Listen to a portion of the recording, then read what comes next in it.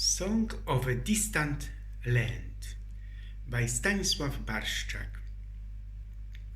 In the memory of human dreams of mastering space, the invaluable Cassini-Huygens, an unmanned space probe mission designed to study Saturn as rings, moons, and magnetosphere.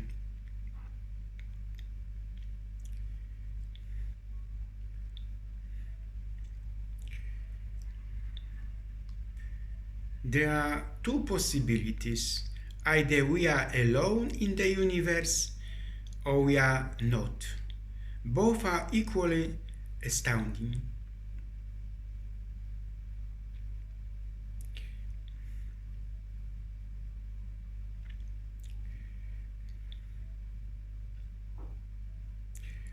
Arthur and John,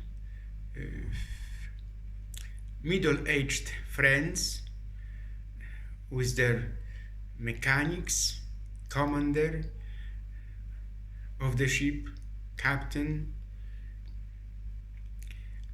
janitors, are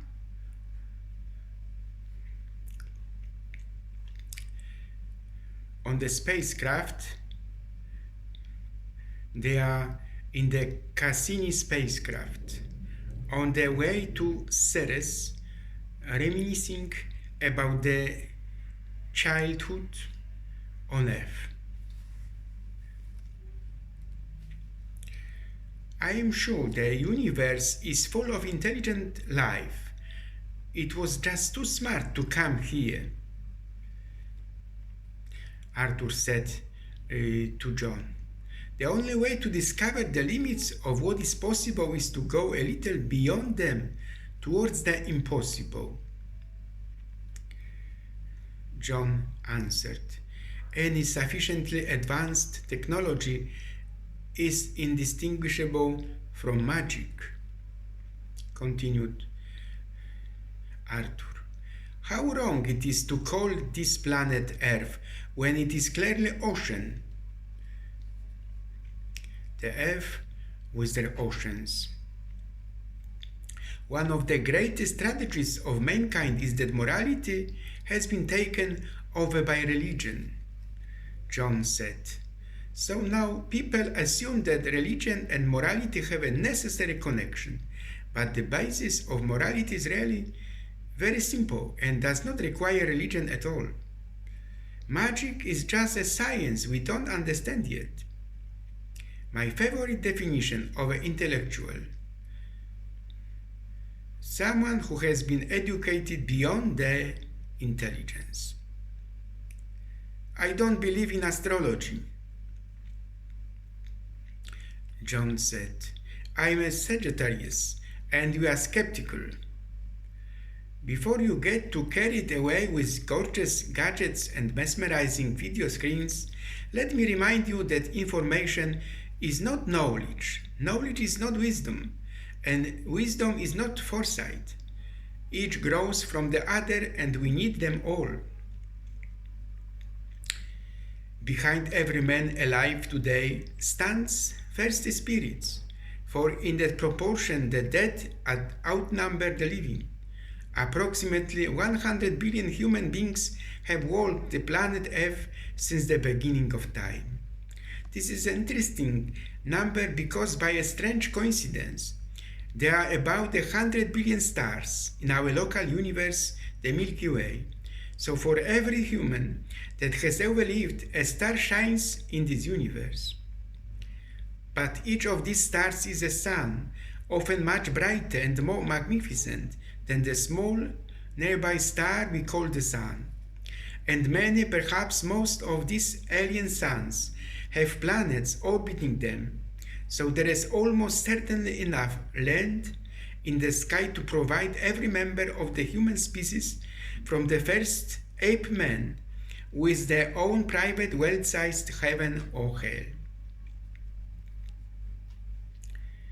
How many of these potential heavens and hells are currently inhabited, and by what creatures we cannot guess?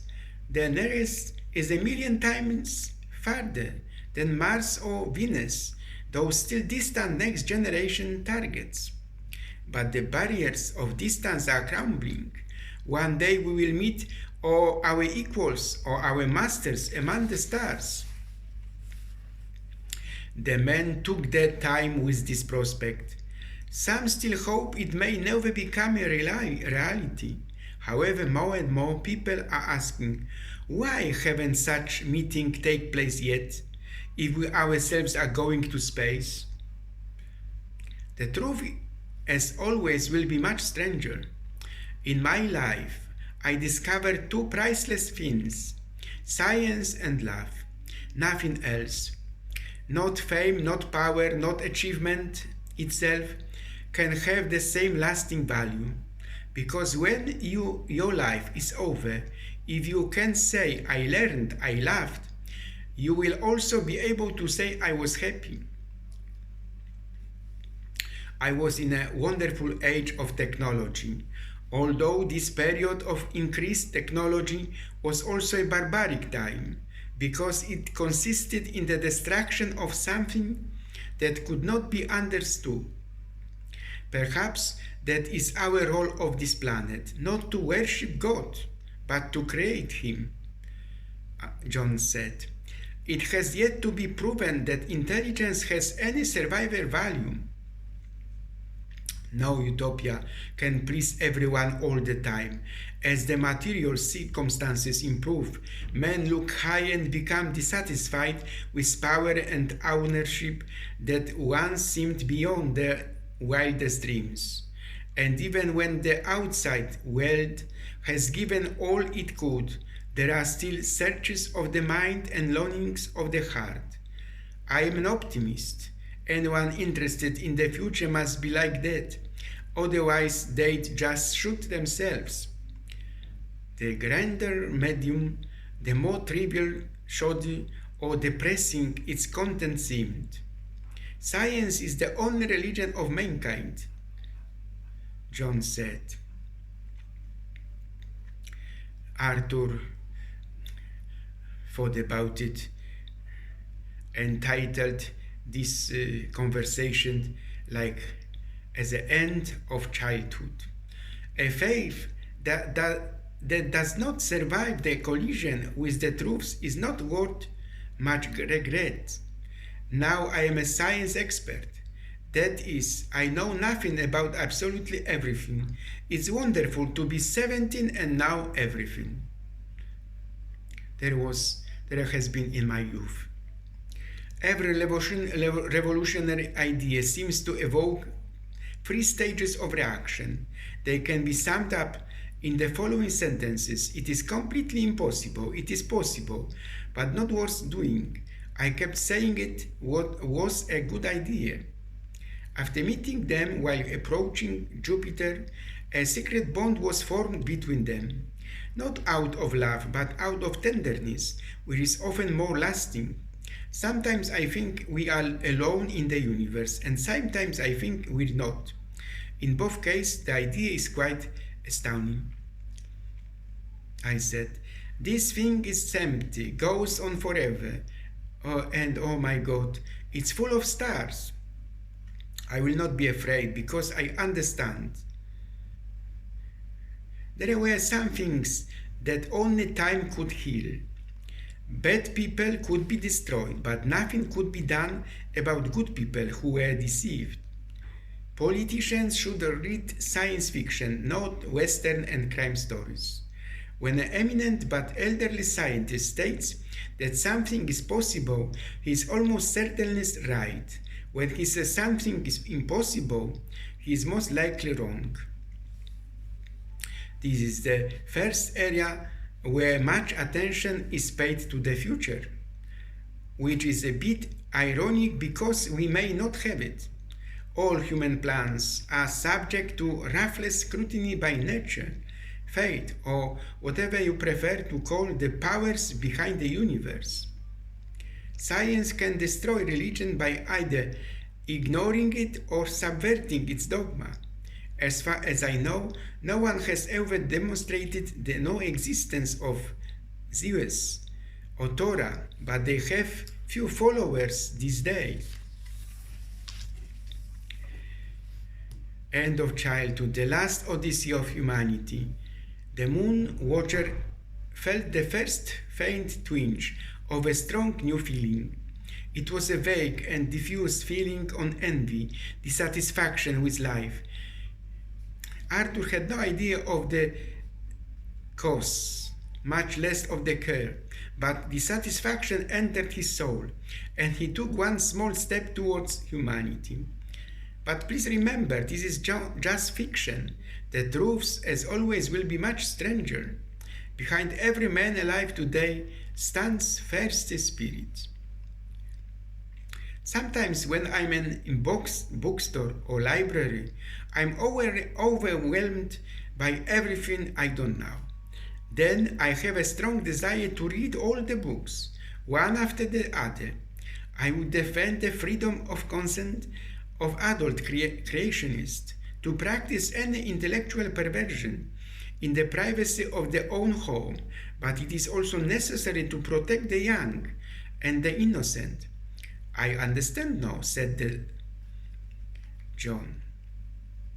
Whether we rely on carbon or silicon makes not fundamental difference.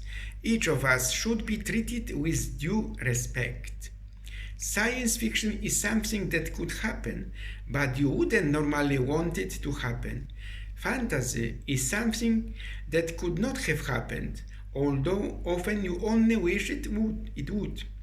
Utopia has finally arrived. Its novelty has not yet been attacked by the greatest enemy of all utopias, boredom. Utopia, I've decided a long time ago, it would be terrible boring for us. Utopia. There are 87 billion suns in this one galaxy of ours. By challenging it, you would be like ants trying to mark and classify all the grains of sand in all the deserts of the world.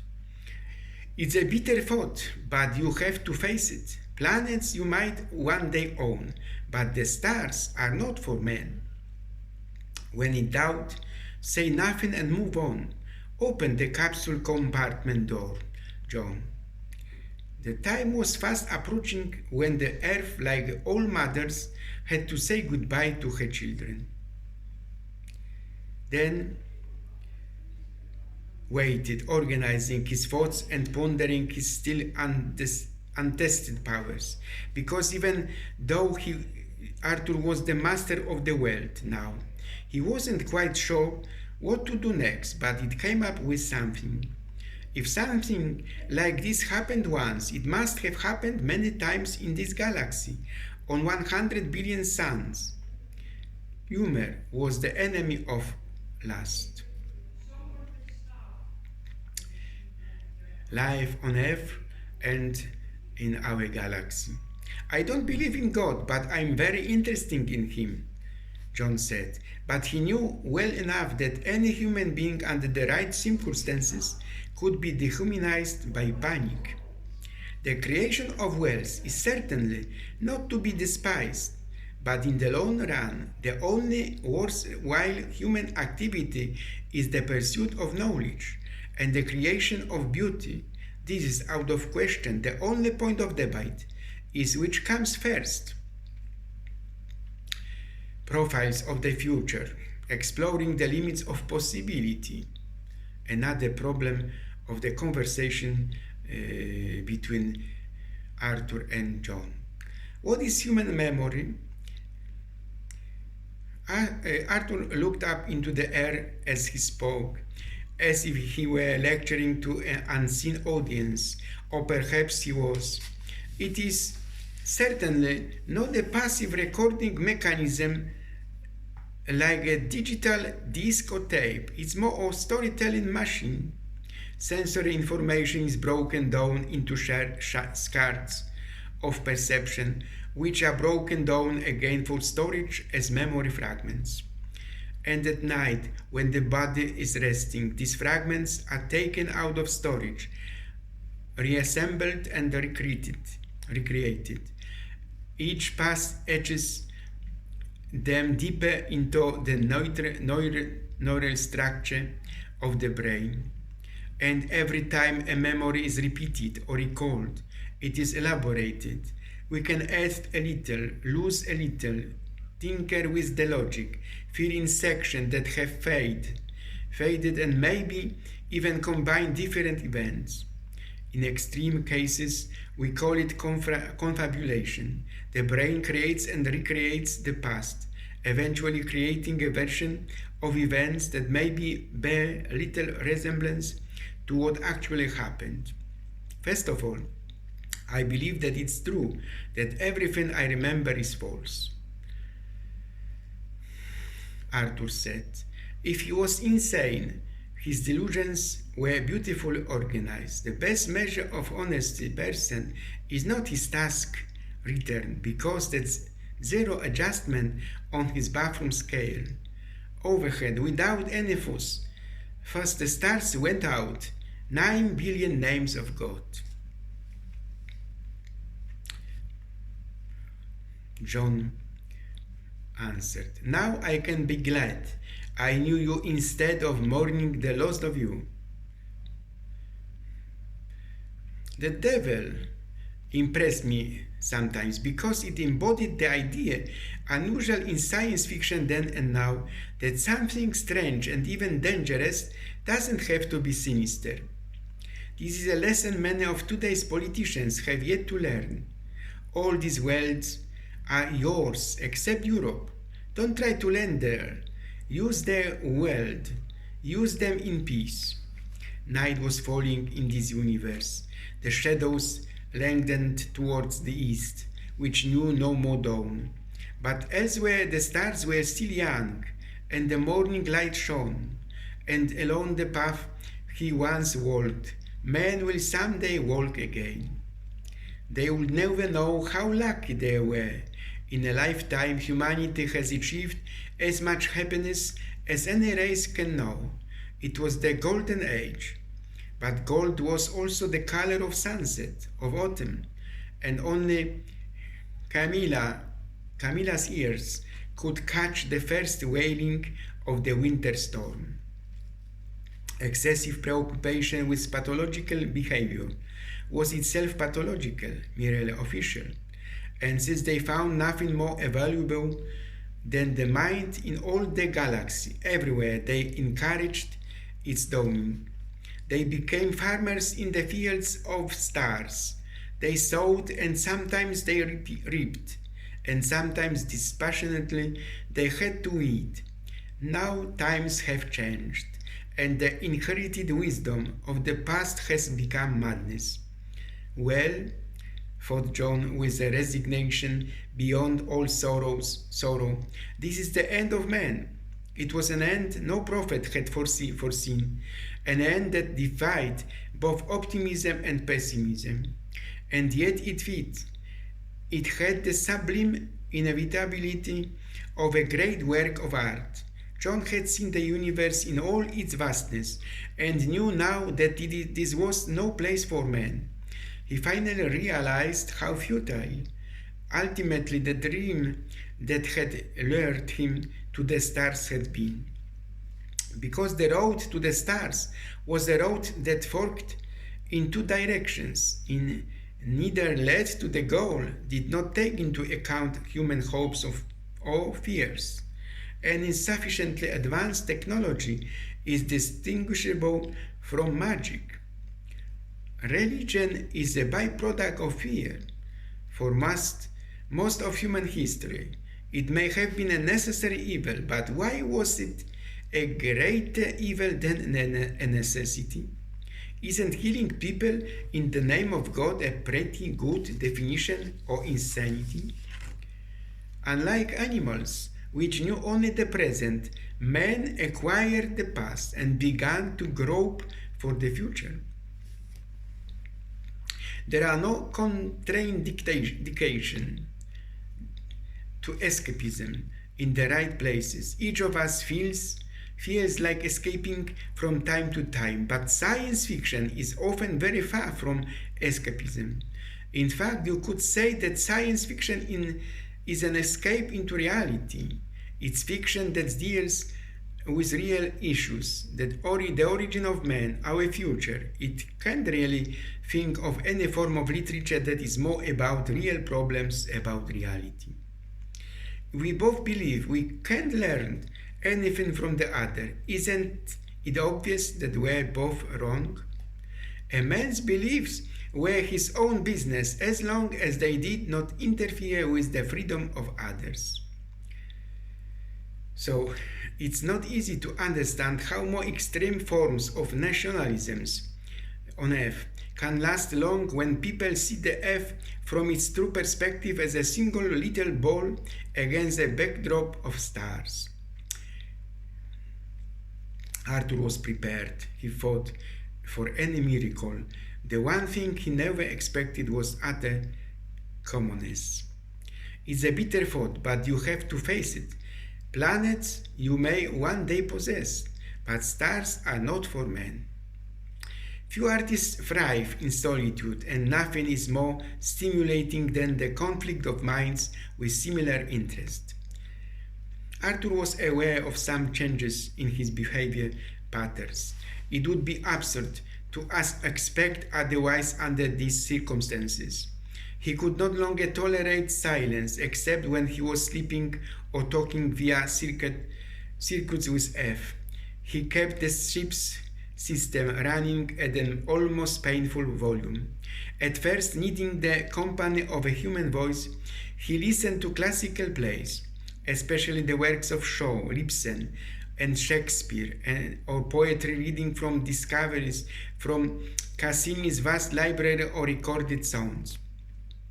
But the problems they faced seemed so far away and so easy to solve with a little common sense that after a while he lost his patience with them, so he switched to opera, usually in Italian or German, so he wasn't distracted by even the minimal intellectual content that most operas contained. This phase lasted for 2 weeks before he realized that the sound of all those perfectly trained voices was only adding to his loneliness. But what finally ended the cycle was Verdi's funeral mass, which he never heard at F.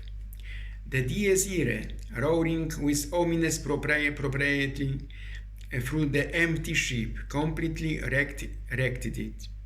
And when the trumpets of the final judgment echoed from the heavens, he could bear it no longer. From then on, he only played instrumental music.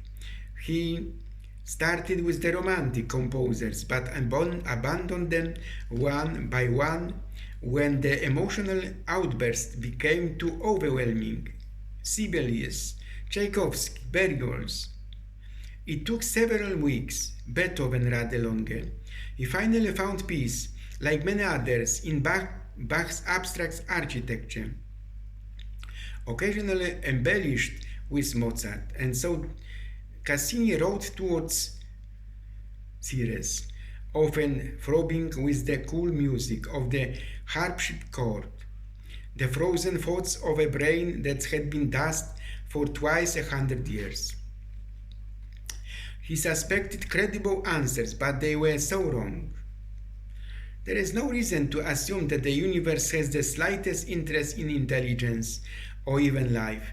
Both may be accidental byproducts of his actions, such as the beautiful patterns on a butterfly wings. The insect would fly just as well without them.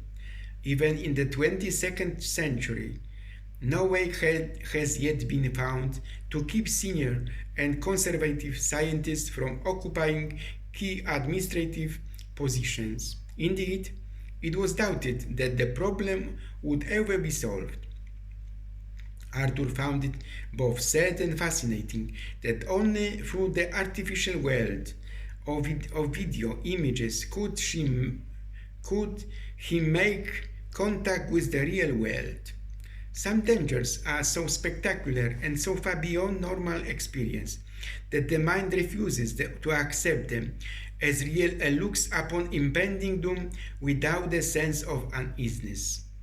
A man who watches an incoming wave, a falling avalanche, or a swirling tornado funnel but makes no attempt to escape is not necessarily paralyzed with fear or resigned to his inevitable fate. He may just not be able to believe that the message from his eyes is about him personally. It's all happening to someone else, he thought. Over the last century, almost all appointments to the highest political office on planet Earth have been randomly selected by a computer from a pool of people with the necessary qualifications. It took the human race several thousand years to realize that there are jobs that should never be given to people who apply for them, especially if they show too much enthusiasm. As one shrewd political commentator noted, he wants a president who has to be carried into the White House with screams and kicks, but then he'll do the best job possible to get off for good behavior. So imperial Earth behind us. All the world's religions can't be right, and they don't know it. Sooner or later, a man has to know the truth.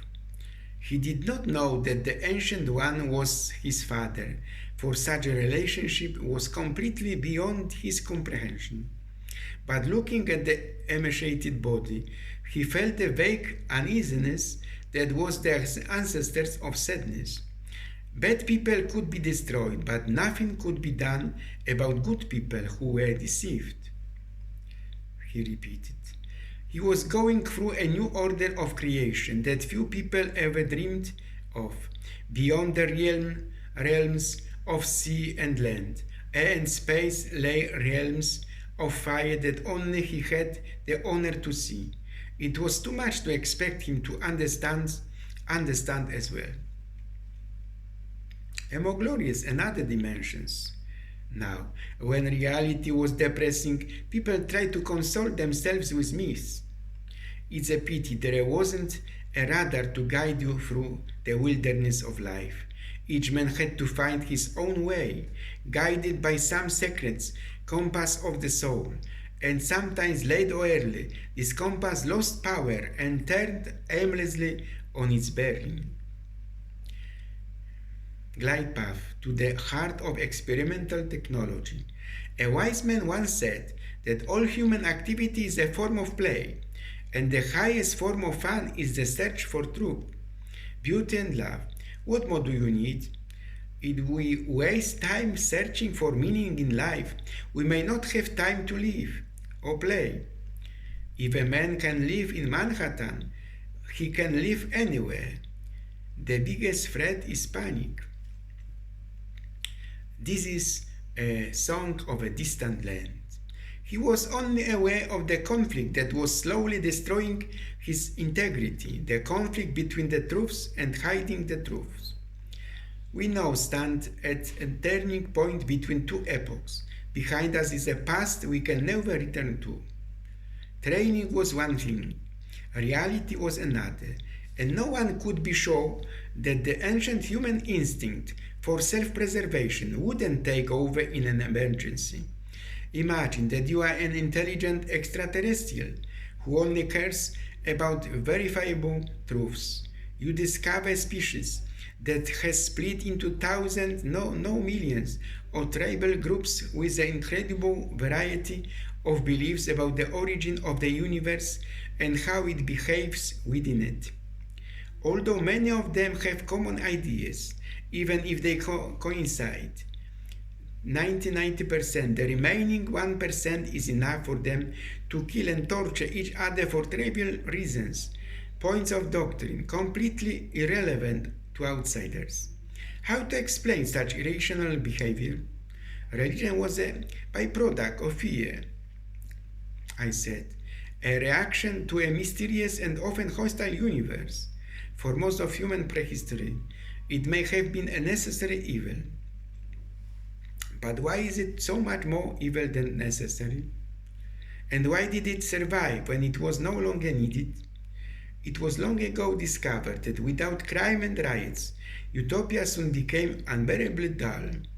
It is a good rule of thumb in science not to believe any fact, however well proven, unless it fits into some accepted frame of reference. Sometimes, of course, observation can break a frame and force the construction of a new one, but this is extremely rare. Galileo and Einstein rarely appear more than once a century, which is just as good for humanity's peace of mind. Now, before you make a movie, you have to have a script, and before you have a script, you have to have a story. Although some avant-garde directors have tried to dispense with the latter element, their work is only found in art house theaters. Because politics is a science of possibilities, John said, it appeals only to second-class minds. The first evaluators are only interested in the impossible, like fountains of paradise. Western man has learned anew something the rest of the world has never forgotten, that there is nothing sinful about leisure, as long as it does not degenerate into sheer laziness. I am a scientific expert, that is, I know nothing about absolutely everything. If you had to think about every step you take, simply walking would be impossible. A well-supplied mind is protected from boredom. Nothing left on the earth. They sucked out the last atoms of her substance.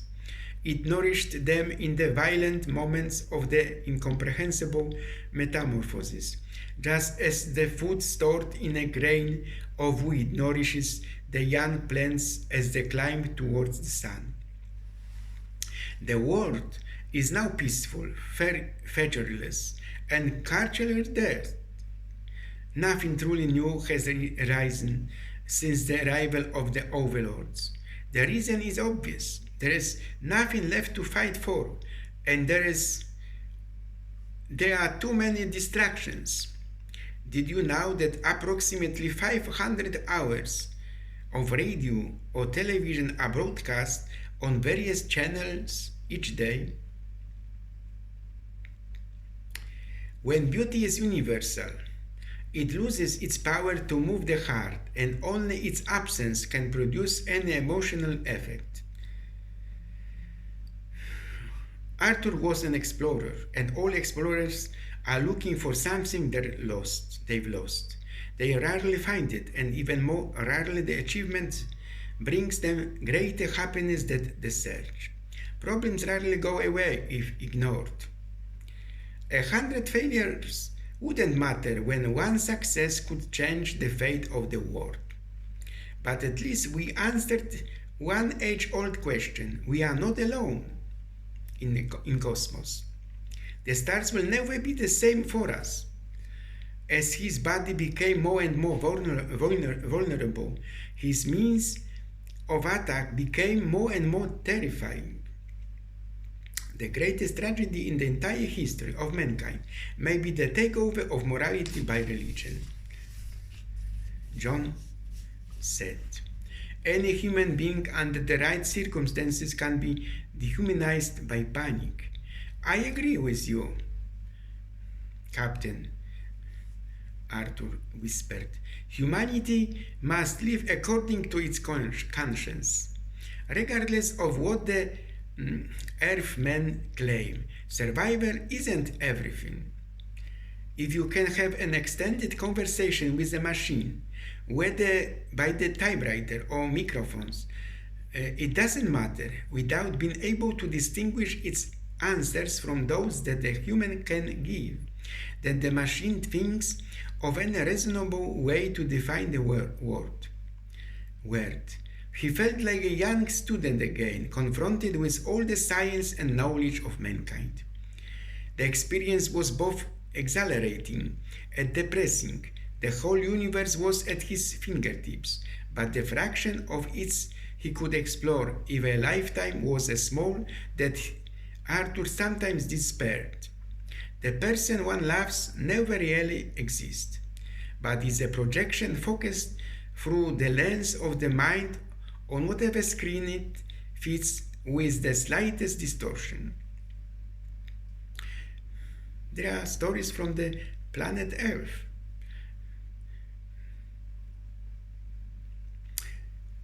Just don't take the human race seriously. I retain from what fragments of my once considerable mental faculties I still possess, despite myself. Jupiter's flyby was done with impeccable precision, like a ball of a cosmic pool table. Cassini bounced off Jupiter's moving gravitational field and gained momentum after the collision. Using no fuel, it increased its speed by several thousand miles per hour.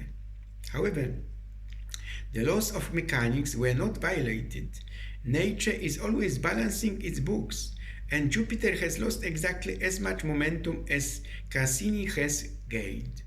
The planet was slowed down, but because its mass was a sextillion times that of the ship, the change in its orbit was too small to be detected. The time has not yet come when man will be able to make his mark of the solar system. These wanderers must have looked at the Earth, circling safely in the narrow zone between fire and ice, and must have guessed that it was the favorite of the children of the sun.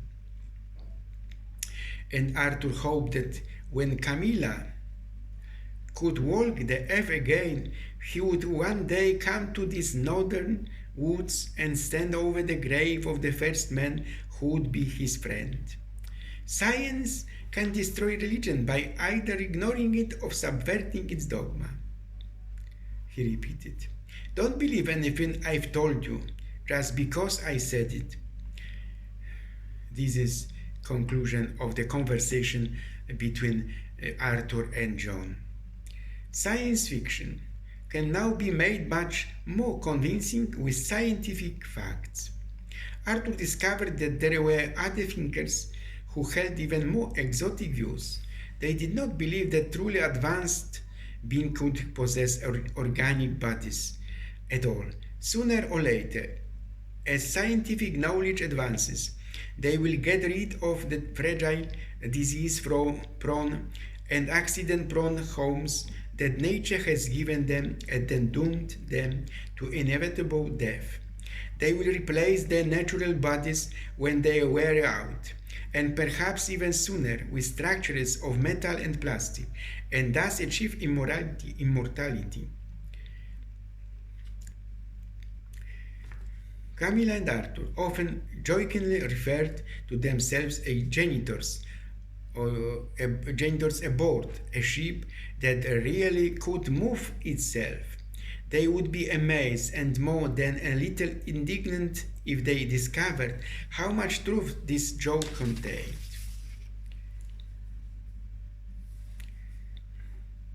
And on far Earth, Arthur has yet to tell anyone how he awoke from a restless sleep with a message from his subconscious still echoing in his brain. They hastily claim that God created man in his image, is sticking like a time bomb at the root of many faiths. They have not yet reached the staggering boredom of omnipotence. Their experiments were not always successful. Much blood has also been spilled on the carpet in an attempt to distinguish science fiction from fantasy. I offered an operational definition. Science fiction is something that could happen, but you wouldn't normally want it to happen. Fantasy is something that can't, though often you just want it. For John still suffered from the romantic illusions, the cause of so much misery and so much poetry, that every man has only one true love in his life. Personally, I refuse to drive a car. I don't have nothing to do with any form of transportation where I can read. Commander John had long ago decided that certain women should not be allowed on board.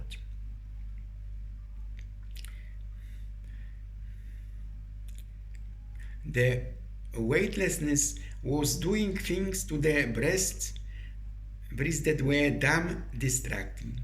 It was bad enough when they stood still, but once they started moving and the sympathetic vibes started to kick in, it was more than any warm-blooded male should take. He was pretty sure that at least one serious accident in space had been caused by a sharp distraction from the crew after passing a well-bodied jackboot through the cockpit. So man was still a prisoner on his own planet. It was much fairer, much more smaller than the planet 100 years earlier, when the Overlord abolished war, famine, and disease. They also abolished adventure. The goal for the future is full unemployment, so we can have fun. The development of science, which with monotonous regularity overthrew the cosmologies of the prophets and performed miracles that they could never match, finally destroyed all these beliefs. This did not destroy the awe, reverence, and humility that all intelligent beings felt as they contemplated the amazing universe in which they found themselves. What weakened and eventually annihilated were countless religions, each of which claimed with incredible arrogance that it was the only repository of truths and that millions of its rivals and predecessors were wrong. He did not wander aimlessly, though Arthur never knew which village he would call next. He was not looking for a specific place, but for a mood, an influence, and even a way of life. He often came back down to F. So the problem of evil never really existed. Expecting the universe to be benevolent was like imagining that you could always win in a pure game of chance. Death focuses the mind on the really important things. Why are we here and what should we do? One thing seems certain. Our galaxy is now in a short spring of its life. A spring that is glorious thanks to such bright blue-white stars as Vega and Sirius, and on a more modest scale, our own sun. The true history of the universe will only begin when they all burst into incandescent youths in a few fleeting billions of years. It will be a story illuminated only by the red and infrared of dim stars that would be almost invisible to our eyes. Yet the gloomy hues of this near-eternal universe can be full of color and beauty to any strange beings who have adapted to it. They will know that they have before them not millions of years as we measure geological eras, nor billions of years, which include the past lives of stars, but years which can literally be counted in trillions. In these endless eons, they will have enough time to try everything and gather all the knowledge. They will be like gods, because no gods imagined by our minds have ever possessed the powers they will rule over. But for all this they may envy us, basking in the bright glow of creation, because we knew the universe when it was young. So, there was a sun in its sky that no opium eater could have imagined in the wildest dreams. Too hot to be white, he was scorching spirit at the edge of the ultraviolet, incinerating his planets with radiation that would be instantly fatal to all terrestrial life. For millions of miles, great veils of gas and dust stretched all around, fluorescing in countless colors as blast of ultraviolet blasted through. It was a star against which Earth's pale sun would be faint as a firefly at noon. Imagine that every man the mind is an island surrounded by an ocean. Each appears isolated, but in fact they are all connected by the bedrock from which they sprout. If the ocean disappeared, it would mean the end of the island. They would all be part of one continent, but individuality would disappear. People have sought beauty in many forms, in sequences of sounds, in lines on paper, in stones on surfaces, in the movements of the human body, in colors stretching in space. There are like city and stars. A man who grows so much hair, the critics liked to say, must have a lot to hide. This Arthur said to John, who had long hairs. Arthur sometimes wondered if the science and the fantastic technology behind it were the last word in man's quest for perfect communication, that it was far out in space, moving away from Earth at thousands of miles an hour, and yet within a few miles second could see the headlines of any newspapers, and so on. The text was updated automatically every hour, even reading only the English language version. One can spend a lifetime doing nothing but absorbing the ever-changing stream of information from the news satellites. Sometimes, during the solitary hours of the control desk, Arthur listened for this radiation. He cranked up the gain until the room filled with a crackling, hissing roar. From this background came short whistles and squeaks at irregular intervals, like the cries of maddened birds. It was an amazing sound because it had nothing to do with human. It was as lonely and meaningless as the sound of the waves on the beach or a distant thunder of the horizon.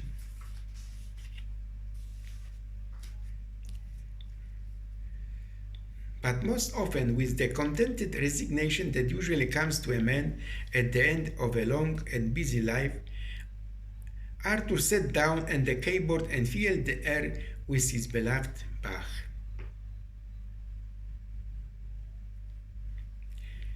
He always loved the mountains, which made him feel closer to God on earth. Everything that came before was not even 1,000th of what was yet to come. The story of this star has barely begun. The only way to discover the limits of the possible is to push them toward the impossible. Arthur repeated. An author should never miss an opportunity for a new experience. And so on. Faith is one's own fate was one of the most precious gifts the gods could bestow on men. However, there were a few exceptions. One of them was Camilla,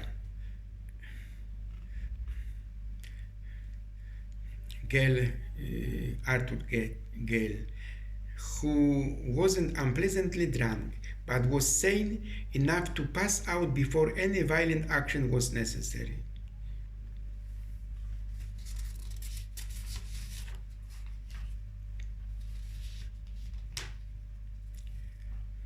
It was something of a cosmic switching device directing the movement of the stars through unimaginable dimensions of space and time. He was passing through the grand central station in the galaxy, Arthur thought. Can we enter your room? Camilla asked. I knew that, he said, turning and moving quickly towards his door. It finally happened, just like in a dream. An intelligent, beautiful woman confesses her undying crush. No electronic computer can match the human brain in associating seemingly insignificant facts. I used to believe that space can they have no power over faith, as I believe that the heavens proclaim the glory of God. Handwork. Now I have seen this manual work and my faith is very disturbed. Even the few serious crimes that took place received little attention in the news. After all, well-mannered people don't like to read about other people's social blunders. No wonder people become passive sponges, absorbing but never creating.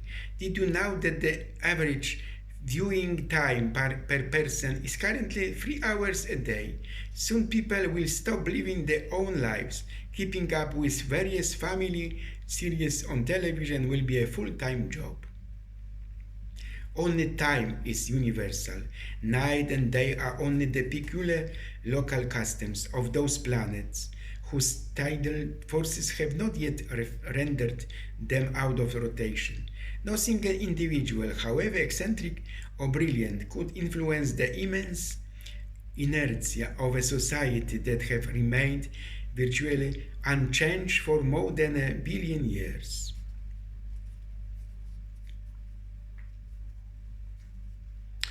A dismantling of a huge and utterly parasitic arms industry has given an unprecedented and sometimes even unhealthy boost to the world economy. The virtual black hole was no longer absorbing the necessary raw materials and brilliant engineering talent, or worse, turned to destruction. Instead, they can be used to repair damage and neglect over the centuries by rebuilding the world. And eventually, even the brain can go away. As a seed of consciousness, it was not essential. This has been proven by the development of electronic intelligence. The conflict between mind and machine can finally be resolved through an eternal truth of complete symbiosis. But all bureaucracies are the same. They suck the life out of the genuinely creative people and develop mindless paper punches us as their critical mass. The eruption ejected the object from its normal environment, deep into the sun's burning atmosphere. It's a miracle he survived the journey through space. Arthur must have died already because the forces they controlled his huge, invisible body had lost control of the electrified gas that was the only substance he possessed. But he was saved. However, if there were no dangers, there would be no achievements, no sense of adventure. Jupiter's core, forever beyond the reach of man, was a diamond the size of the earth. And so Cassini moved towards Ceres, often pulsating with the cool music of the harpsichord, the frozen thoughts of a brain that had been dust for 2 centuries. Knowing that Arthur had spent a childhood devoid of love and escaped his origins by the wonders of pure intellect at the expense of all other human qualities, helped him to understand but not to like him. Commander had long ago decided that certain women should not be allowed on board. John entered to the room of Arthur.